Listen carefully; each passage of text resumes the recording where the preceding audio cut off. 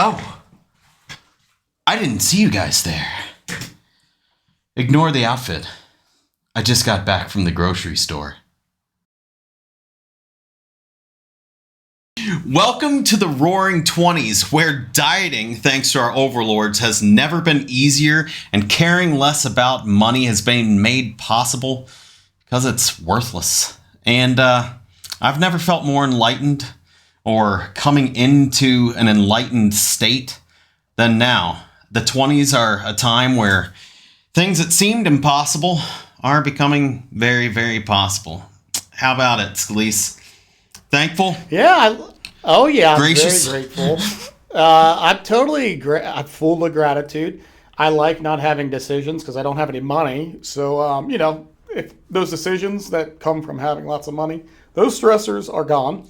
I know. So, yay! I should thank the globalist World Economic Forum for structuring this economic collapse that is going to usher in a brand new world. But, we'll be happy, but we won't own anything. I know. You So will I'm not be sure how they're gonna happy do that. to not own anything. I know. Well, and I mean, there's a big field called wilderness therapy, where you go out in the woods and you live like you don't own much, and people say you get a lot happier. So maybe that's what Klaus Schwab means. I know. You won't have anything, but no. He wants us to live in smart cities where we're surveilled the entire time. So that is not what he means. Yeah. Yeah, no, it's one of those things. I mean, at least for me, we don't have smart cities around right now, but I know that my grocery visits are becoming something that's closer to home. I get outdoors a lot more because of it, because started looking to the deer that cross my property as a food source. So Yeah. thank you, Joe Biden. Imagine that. I have adopted the carnivore diet because of you. But you are using less gas to drive to the store. So This is true. he's done a great job inflation. Don't talk about it as devaluation of your dollar. People might actually panic if they thought, oh, the price of milk and gas is up 120%. When you think about it like that, it's not that big a deal, right? Yeah, I'm mad, but not that mad. But when you say as a devaluation of the dollar, oh, your dollar has been devalued by 70%. So your $1,000 you set aside for gas this year is now worth $300. That might make people panic. But don't worry, folks. You don't have to look at it that way. It's just the reality. Just try not to look at it that way. Follow the mainstream news where they just talk about inflation. Look, there has never been a time, though, in our lives that's made it easier to become our better selves. As far as just, again, to the whole dieting side of things, it's just look, more expensive food makes it easier for you to eat less. It's just, and then think about the rest of it. Like today, to show my solidarity with the environment, I'm saving on costs and not having air conditioning running in my studio. Am I hot? Yeah. But Sure. I bet that's a little sweat when it comes to saving the planet, right? I know. Come on. I know. I feel at one with nature more when I'm burning my ass off in my little studio. So Hey. We don't need to be deifying nature like that. We know we don't like God, okay? That whole one with nature and that whole Mother Nature, that's really vestiges of that whole God in the sky thing. And really this is just about us being our better human globalist citizens of environmental justice. That's really what this is about. And don't forget, we don't want to refer to anything that could be misconstrued as God, for sure. Yeah, okay. and I'm extremely thankful because of it. I've like I said before. You can't say thank. Who are you thankful? You must be thankful to Klaus Schwab because it's not God. If you don't put on there, or Joe Biden. Look, right, Biden. He's our president, so thank you. Thank you.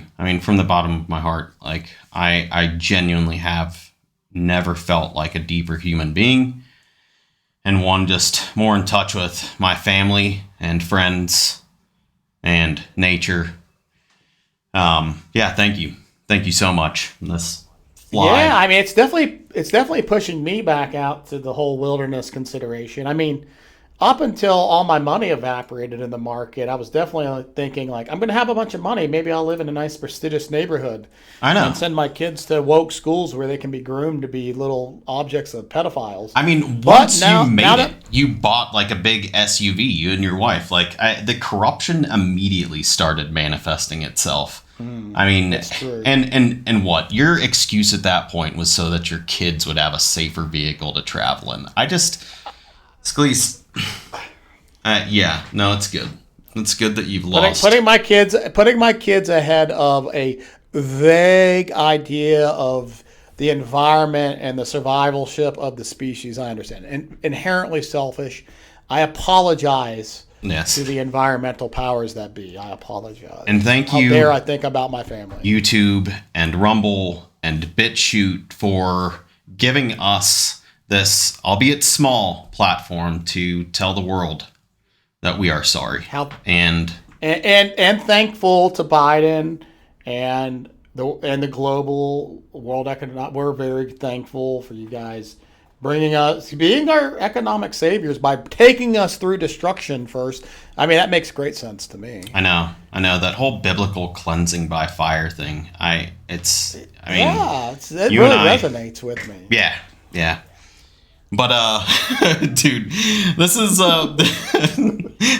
this has been, yeah, it's been a wild week, guys. We've watched a lot of, I mean, everything from the food processing plants that are burning down or exploding on accident, to Total accident. I mean, 20 blowing up within 3 weeks of one another. I mean, a total accident. Don't be a conspiracy theorist and try to find any continuity of reasonable explanation. I know, Just 20 plus food processing plants going up within, what kind of time frame was it? Like I think 2 months? Well, I'm not exactly. It's about 3 weeks or so. Three weeks a month or so. Wow. Yeah, and then Yeah. to listen to your favorites at Fox News and your various leftist outlets talk about how it's because of the COVID crisis, there was just a lot of the equipment that wasn't being taken care of during that time, and so almost simultaneously, over 20 of our major food processing plants go up accidentally because things were. I'm sure they all bought their equipment at the same time from the same supplier Exactly. with the same mechanical issues. I know. That's totally possible, like 1 in a billion. But that's sure a good explanation. I know. I mean, regardless of the like statistical unlikelihood of that happening, it's I'm sorry. That one's been kind of crazy for me. At least Tucker Carlson and some of those guys have been digging into that. Well, he's been coming through. I was calling him Tucker Carlson for a while, but I'll go back to calling him Tucker again because he's been doing a decent job actually going at the root of these issues lately. So I'll give him some props. But yeah, so friends, have you looked at your portfolio lately? Yeah. If you like the color red, like my kids like crayons, and I tell my kids lately, I say, come on over to the screen. I'm looking at my portfolio page. If you want to add a little red there, it'll go right along with the theme of the screen. And they do it. They come right over at the crayons and they just start coloring, and it looks great. I mean, I love it. And then one of my kids, my other kid though, brought over a green. I said, "What are you thinking? Green has no place here. Get that out of here." It has been exercised until the powers that be take us into the new world order of their economic technocracy. Yeah. Whoa. yeah. I mean, it's from the food shortages to the stock market crash. I mean, we've essentially today has been basically that. It's been a movie for us today. Both of us have been sitting, talking, and watching the stock market, the crypto market, and like all of this unfolding, and wondering, trying to guess where the bottom is, because we pushed quite a bit of our investments over into stables to see if we could time the bottom. Of course, there's also that part of us that realizes the stable token market is more or less propped up by the US dollar, and we've watched that value get trimmed by like 70% over the last, what is it, 6 months now, something like that, or was it shorter? When Yeah, no, it's been about 6 months really, where the buying power of the U.S. dollar. Now, remember, friends, there's a little bit of sleight of hand here when we hear people talk about, because you hear, if you watch any of the finance channels, they tell you, hey, the dollar is getting stronger. It's great. So understand that typically, so not every context, but typically they're referring to the dollar in relation to other world currencies. Okay, so they're not talking about. So you might be like, how could you guys say it's being devalued when I hear everyone saying it's getting stronger? Well, again, comparing an awful currency like the dollar, it's awful right now because its buying power is evaporating. But comparing that with worse currencies whose buying power is exploding even more quickly doesn't make the dollar good. Okay, just so you know, there's a sleight of hand there. Oh, the dollar's getting stronger. Yeah. It's stronger in relation to the rest of the crappy currency. So that doesn't mean much. It's not we all even know when that honest. It's like it's not stronger in relation to those things. It's just breaking down at a slower rate. It's just like there wasn't any building in relation to those other currencies. It's just those in the third world and other developing nations fell or plummeted faster than ours. And so it's just like that one's just amazing. And to think like most people are probably going to stay silent on this one until they literally can't buy a loaf of bread. Like I haven't seen or heard too many people in my sphere, whether it be at church or around, like saying much of anything about it. It's nuts. Well, I mean, and yeah, let me frame this out for you folks a little bit. So most people think of the last major collapse, unless you're in crypto. If you're in crypto, then it was more recent. But if you're just a stock person, the last major collapse was March 2020. Started in February, ended in March, right? So let me put it in perspective. So during that time period, it was about a month, maybe a little bit longer. The Dow Jones Industrial Average lost about 10,000 points over the course of that time period. Right now, since January 4th, 2022, the Dow Jones has lost about 4,500 points. So happening slower, but we're about halfway through a collapse the size of March 2020, which it was horrific. The speed of it was really the thing that scared people, but this will probably go deeper. If I was going to guess, the collapse will be worse. It's just happening more slowly. Your thoughts, Aaron? I mean, considering what's happening around it, what we didn't have at that point in time is quite the extent of war that's happening right now, and then what appears to be a concerted effort to actually gimp the food supply. So that one's going to strike fear in all kinds of different places, not to mention the fuel crisis, you name it. Yeah, I mean, a lot of that stuff is going to hit hard. There's chip shortages, a lot of the infrastructure. Furniture shortages. I mean, I ordered a new kitchen table. Just to give an example, I ordered a new kitchen table in October of 2021, and it just came last month. Just to put it in perspective. Yeah, it's like 6 months. Like, what? It wasn't a nice table either. It wasn't some, luxury product. It's just I mean, kitchen table. The situation we're in now is definitely worse. And it doesn't seem like there's a lot of efforts being done to actually fix it. So, yeah, I mean, will it possibly be worse? Yeah, it's more notorious than that. Nefarious? Insidious, what have you. That is actually... It's like the globalists at the World Economic Forum and their consortium, the Bilderberg Group and others. It's as though they've been publishing papers talking about the need to transition to a new world order and new currency. So, oh wait.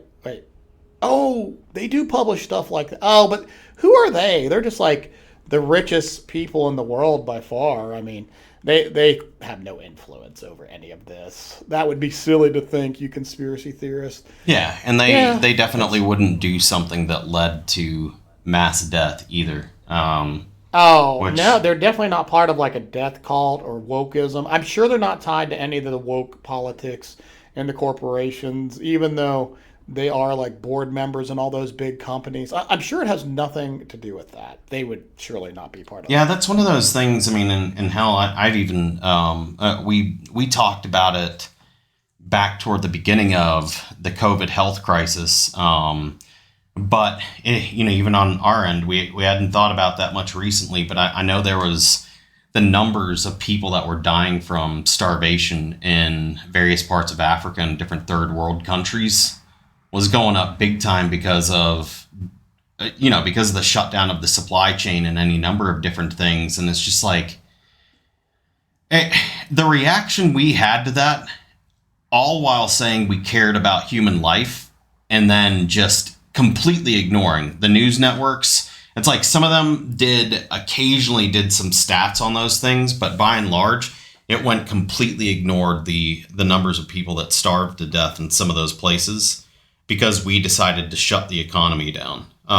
That's one of that's amazing to me. It's good. I mean, it's gonna be bad. I mean, and if you want to focus, and obviously, no one out there, you shouldn't buy any of the mainstream media or lefty talking points that all of this is caused by the war.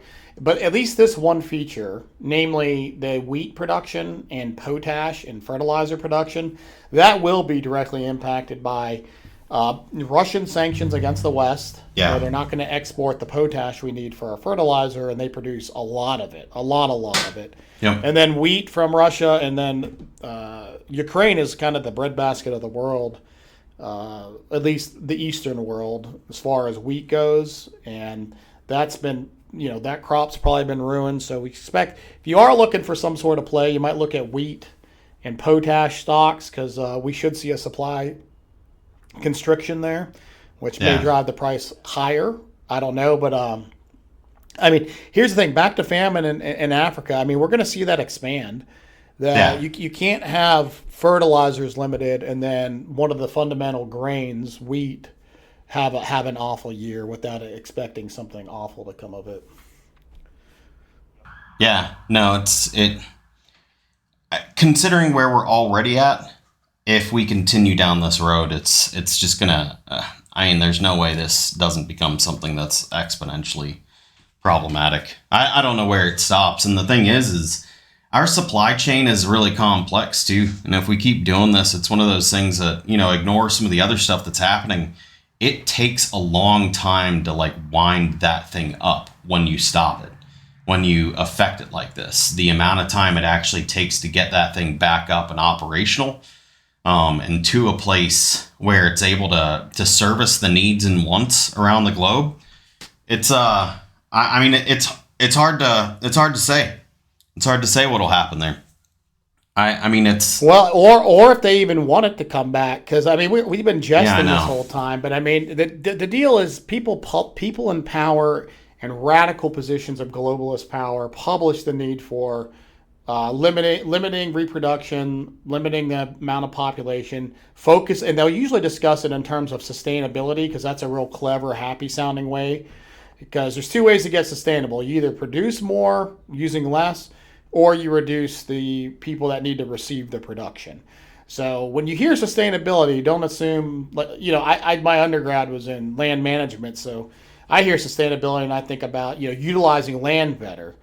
And unfortunately, having read, if you read the document, the Agenda 2030 document, some of these other publications they put out, it starts looking real dark real quick. That word sustainable, that's not a happy word. It does. And it's kind of interesting too to keep hearing these people talk about using others' billions to solve the food shortage problem. And one of the funny things is that might actually become an issue soon if we keep going the direction. But for most of my life, and still presently the reality, food shortage itself hasn't actually been the problem. It's local corruption in different areas that makes it impossible to get the food there. Otherwise, you don't, like, there isn't a shortage of food on this planet. I mean, there's actually a surplus. It's just the ability to distribute and get it to the places where people are starving is something that's in some cases impossible, just due to the governmental realities in those locations. So it's like when you hear somebody say, well, you should take your billions or whatever amount of money to solve like the food crisis. It's like no, you can't just take money and throw it at that. You have to. There's a lot of other moving parts that have to change. Way too many hands out and the middlemen along the way there that are going to take a cut of that, right? So, oh yeah, I mean, like your point is that we've centralized a huge amount of our supply chain and the manner in which we get food, and with that comes special interest and middlemen, and unfortunately, fallen humanity has a incessant drive towards corruption and greed, and so that's like you say, there's plenty enough food. It's just never going to get there because of middlemen, centralization, and greed. Really. Oh, and unfortunately, it's a very very what do you say? It's a useful tool over your population, I guess, is kind of the cold way to put it, but that's the reality in a lot of those locations. Is if your populace is too weak to fight, well, you don't have to fear as much as an overlord if your population is is underfed. Like, it's a lot harder for them to malnourished. Oh yeah. Well, yeah, I think, and we can't solve human corruption, so we shouldn't put our effort into that. God, Jesus Christ, whoever, he can solve that. Individually, whatever that looks like, right? Yeah. But in terms of what can I do today, it'd be something along the lines of, let's move away from being dependent on centralized food. Of course, friends, that requires you to make some major sacrifices and major decisions in your life. And I'm not telling you to do it. You got your own family, your own goals, etc. But I mean, watching the markets today and over the past week, and some of the stuff we're jesting about, limitations of food supply strain constraints, inflation, devaluation of the dollar, it will get worse before it gets better. So this isn't your mom and dad's. I don't know if you're a boomer. It's definitely not your mom and dad's world. Boomer, this isn't the world you grew up in. If you're Gen X like me or a millennial like Aaron, this is a world in which we have to stare down the barrel of basically very cruel, very powerful economic forces that want the world to change back towards a more, super elite / peasant structure. Yeah.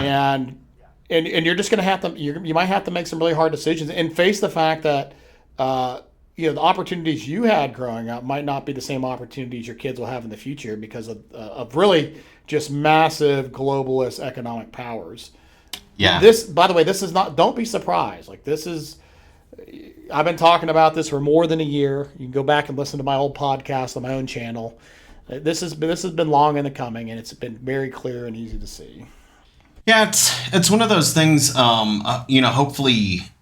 Hopefully, hearing this kind of thing, I know with most people, it's just they're just going to see both of us as these like pessimists and whatnot, doomsayers, you name it. That's not the case. I'm actually really optimistic, but that optimism it's much more directed towards just what I may or may not be able to build with a small community around me. While not, hopefully not ignoring the larger realities of what's happening in the world around us. And unfortunately, a lot of those things are quite bad. And if they continue going this direction, you're looking at depression, your depression level problems, like Great Depression level problems, but likely even worse, just due to the fact that during the Depression, there was still this drive to actually, amongst the populace, to truly build great things. I mean, if you go back and read about some of the stuff that they built and made happen in that time, it was actually pretty amazing. It was a hard time, but it was an amazing time. Now, you have a very, very well-armed elite that, for the most part, control all of the different systems, food production, you name it. And the people don't really have much power or knowledge for keeping things going. Not near as broad a knowledge base as a lot of the people at that point did. There's a lot more people working the ground at that point in time. Emphasis on that. I think that isn't something I've heard discussed very much. That definitely deserves to be highlighted. That it's not only a matter of are they willing to do it, but are they even capable? Do they have the knowledge to do it? And you're right. I don't think. Yeah. If times get hard. I've only in the past 5 or 6 years, and I'm in my 40s now, spent time trying to build and cultivate stuff on my own, and it's hard. It's not easy. It takes a lot of practice. Yeah. It's not easy. Yeah, I mean, and then you have to have a little bit of land to do it, which immediately means you're going to position yourself in a place that might not be as close to all of the happening things, even though I feel like that's less and less important now. I mean, you can easily get places quickly now, or get your favorite beers. Get your favorite beer. You got to load up once a month when you go get it, right? I mean, that's what I would do. But I think, and you're right. Like, I don't know if this is a doomsday. This is maybe a call. I mean, take this as an opportunity. We see red in the portfolio.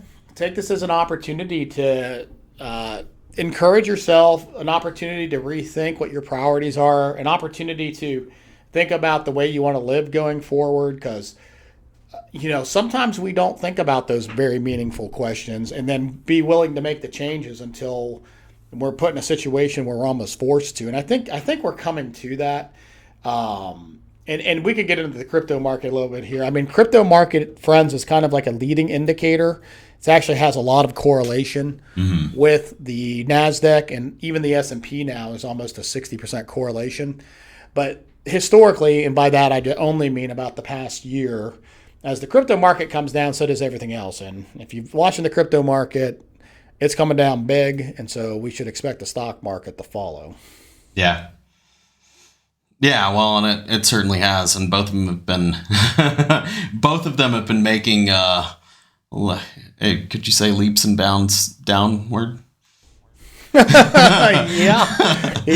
For the the crypto bar. I mean, if you had, we're laughing only because we're like hysterically depressed about my crypto portfolio. Oh yeah. I mean, unless you're in like Bitcoin or Ethereum, which actually they're getting totally bloody today as well. Yeah. But up to this point, they'd been holding their value. I mean, it's kind of sad to say, but in crypto, you say, oh well, it's only down 40% is kind of a good feeling. Yeah.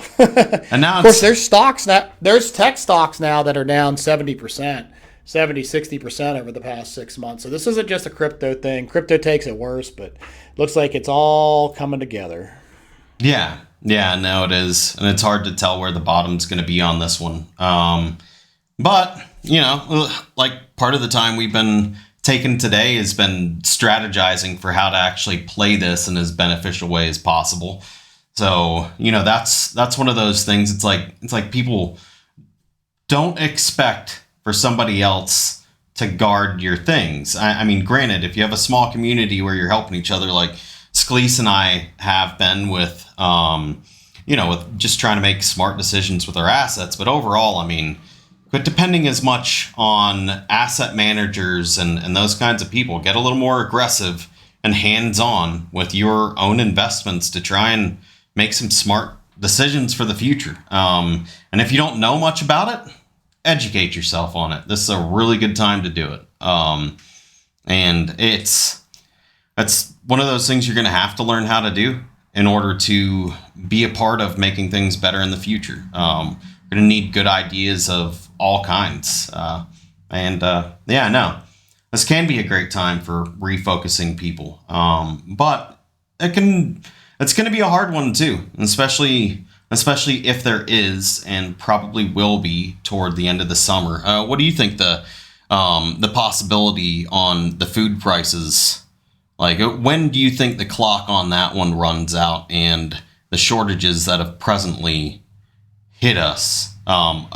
Actually, let me phrase that. So there's a lot happening in the background that has hit the market some, but due to some of the surplus that a lot of places already had built up, the prices haven't. They kind of lag. It's a lagging indicator. You don't have like wild spikes in food prices until decently, well down the road, after some of the shortages have actually hit, I guess is.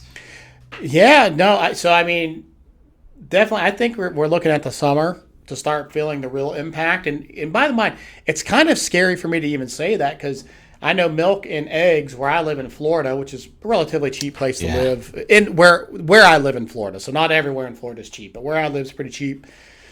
We're already up about 100, 120% on milk and eggs. So, for me to say that I don't.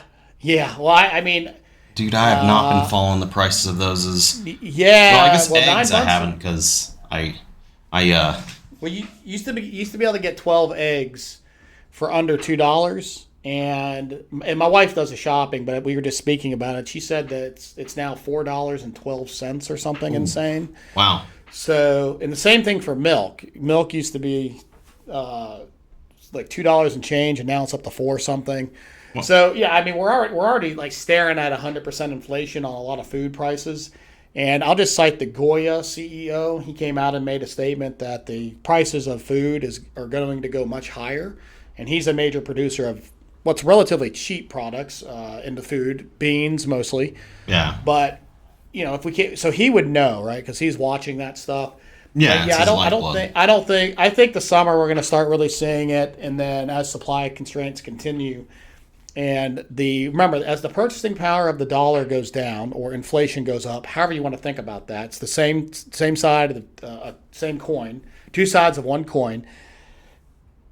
That also affects food producers' ability to produce food cheaply. So don't forget that. And oil, because oil is the lifeblood of the country. You have to transport food from A to B to C. So as those prices go up, so all that means that prices of food have to go up because it's taken in more to bring it to market. So I think we're just at the beginning. I'm scared to say it. I'm not trying to be negative, but I think we're at the beginning of this. I think we're at the beginning of it. I mean, of course, we have our own chickens here at our house, so buying eggs isn't exactly something we've done for years. But we have bought chicken feed, and over the last year and a half, I've seen that go from, I've pretty much been buying the same product for over 5 years. It's gone from $13 to $19 for a bag of like 50 pound bag of feed over this last little bit. So that's a pretty big increase on that, which is one of the reasons. What was it? What percentage is that? Sorry. Well, it went from 13 to 19, so. Yeah, it's about 50%, 48, 45, 50%. Yeah, that's significant. I mean, that's a big deal because, I mean, that when it starts being everywhere, that's a lot of money you're spending additional. Yeah, no, it is. And depending on how many chickens you have, which we've been increasing, I mean, you can go through a 50 pound bag of feed within 2 weeks, or sometimes, like, I've been trying to get it a little more skinny through expanding the chicken yard, just making a little bit bigger space for the chickens to be able to, kind of free range a little more. But if you don't have a lot of space for them to be able to get food from the land, then yeah, I mean, you can start blowing through bags, and we only typically keep around 8 to 10 chickens. This year, we're going to try and expand that out, which means I want to at least have a full acre or so that they can go around on to help that out. But it's that one's going to get tough because I mean, that expense on top of everything else, I mean, it adds up. Every one of you guys know it adds up, and if our dollar starts becoming worth less and less, and the overall expenses just start piling on, I mean, that stuff means something. It means something to me. Yeah, it means something to me too. And like you were saying, Aaron, I mean, we're thinking about. And the funny thing is I would consider myself a pretty sophisticated, technologically advanced person. But the further I go into this recession and this structured, intentional globalist economic collapse, the more I just think about the value of a piece of land. Period. Hmm. I mean, having a nice house on it, great. But I mean, just having land with some game, some chickens, maybe the ability to farm if you really want to work hard, but just maybe some fresh water, just basic things. Looks more and more important because otherwise you just end up being utterly dependent on these people that intend ill upon you. And even if they don't intend it, if you want somebody out there listening, you think it's a little bit more. You might be naive in my opinion, but let's say it still would be like their incompetence is going to negatively affect you. And like why do you want to be? Unfortunately, we're in a system where a lot of very ill-intended people control most of the power, and that's where we're at. So, do you want to be dependent on them, or do you want to change your life and try to get yourself a piece of land? And if you don't need it, great. You got an investment. If you do need it, well, you got someplace to fall back on. Yeah. Yeah, no, it's going to be an interesting one to see how this week closes out. I know we are going to be watching it very close. There's probably going to be a little bit of crying involved. So There's already crying involved. You kidding me? Let me see. I mean, just you and I weeping points. together. Well, for sure. I mean, you hopefully doing your best to console me and.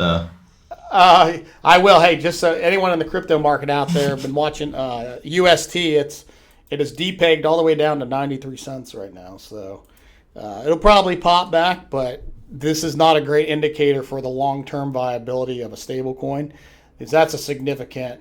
Last time it happened, it went down to about 85 cents before it popped back.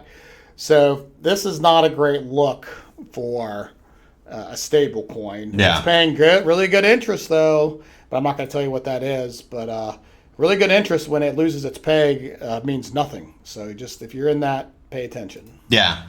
Yeah, no, it's that one. I guess you're pretty thankful you just closed that position right before we started this show, right? Well, I am. Yeah. So, I mean, I didn't close it all the way, but I closed it far enough that if I needed to make an emergency move, I could. Yeah, I'm going to wait for it to regain its peg, and then I'll probably be moving out of that and putting it into one of these other stables that is fully collateralized, backed by dollars. Which, by the way, friends, when the dollar devalues, bank account, stable coins, whatever, right? You just got to realize you're losing your purchasing power, whether you have it in a bank. Because we all run to cash as you should in these times, in many respects. But if you can't earn something on that cash, I mean, you're just basically being robbed out of your bank account through inflation. Well, and that's where people need to understand that a little more hands-on, like a little more personal involvement with their money instead of just trusting that value to hold itself just because you're holding it in US dollars. It's like guys, try to use what you can. I mean, you could easily go to something like Gemini and use their GUSD to earn at least, 8-9% I think on their platform. Although I haven't looked at that today, so it might be a little less now. But compared to a savings account. Yeah, it could be more though. That's true. Sometimes the volume goes up during bear markets, right, on the stables. That's true. So yeah, I mean. So yeah, 8 or 9%, friends. I mean, that's not going to outpace 100% inflation in food, but it might outpace. It's better than not getting anything in the bank. Yeah, it's much better than holding your money in a traditional bank account, and you're still holding the same type of currency. It's just cryptographic. So. And you're taking advantage of 8-9% versus like 0.01% or something like that. It's bad. It's awful. It's like a joke. Not even making an attempt to stay ahead of inflation rates, which at this moment is becoming really hard. Well, they can't. Like, I mean, we're right at 40 minutes, so we'll shut it down. But they can't. This whole system. I mean, look, they took it off the dollar in 1974. And since then, it's just been a free-floating fiat system. And the only way to keep up with the money printing they do is to charge more taxes. And we're just at a breaking point. Like they can't go much higher, and they can't Yep. print more. And so here we are. I mean, how do you get out of this? Well, you got to bring the whole system down. I mean, I don't know. I mean, if somebody else has got an idea how to fix this, like let's raise interest rates, that'll solve it. Raising interest rates isn't going to solve inflation. You think making it harder for your common man to borrow money, somehow that's going to make the producers be able to spend less in production? That somebody, Yeah. I know that's a talking point, and I've thought about it a lot. I am an economics person, and I don't think it makes a whole lot of sense. But I'll leave you all at that. Why would it be the case that raising interest rates actually brings down inflation? So make some comments. I would love to be educated on this, and I'm being genuine about that. That'd be awesome. And everyone, if you like this video, please subscribe. Please press like and subscribe down below. Thank you for joining us. It's been a fun and tragic day, but understand that there is no joy in this life that is unadulterated, so get used to the pain. Cheers. Amen, brother. Cheers.